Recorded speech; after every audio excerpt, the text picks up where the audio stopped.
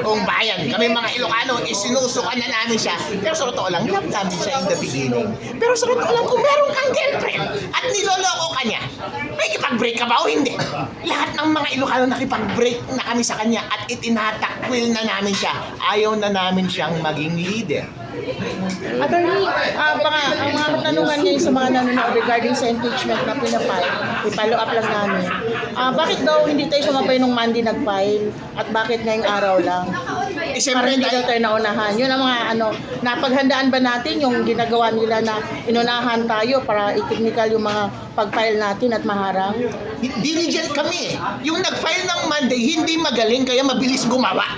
Kung bulok talaga ang complaint mo at mahina kang abogado, hindi ka marunong mag-attach ng mga dokumento, ebidensya, ng maayos na videos at mga proof ng iyong mga allegation. Ang bilis mo talaga gumawa. Pero wala kang kwentang abogado. Ang isang abogado na magaling, matagal magprepara para high quality at sure ang impeachment. Kaya nag-file kami agad-agad this week at medyo natagalan ng ilang araw. Yung difference ng several days between filing ng Monday at yung file namin kahapon, ang laking difference ng quality. Nakita nyo naman maleta versus sa ilang pages lang na final ng Monday. So last year po ba napaghandaan nyo na po ang mag-file ng impeachment or nitong January lang? Pwede pinaghanda na natin yan. Simula pa lumabas yung unang issue na involved si BBM sa pagnanakaw ng kaban ng bayan. Dahil obligasyon po ng bawat Pilipino, once nakita mo ng iyong leader ay nagnanakaw ng pera, i-avail mo dapat ang sarili mo sa binibigay ng konstitusyon para siya ay matanggal. Dahil hindi tayo pwedeng magtiis na pamunuan tayo ng mga magnanakaw. Kung anumang avenue ang ibinibigay ng konstitusyon para tanggalin ang isang korap na leader, kailangan nating gawin.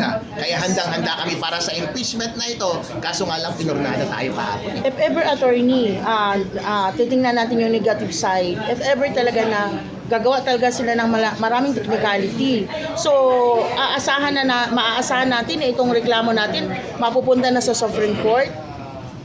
Sabi ng mga kasama ko kanina, seryosong kinokonsidera namin. Pero, Soljen, yung deputy mo, lalo ka na BBM, kabahan na kayo. Yes. Dahil hindi kami titigil at hahabulin namin kayo. Kami, yung grupo namin, kami yung tipong hindi nagpapatalo. Kilala nyo kami.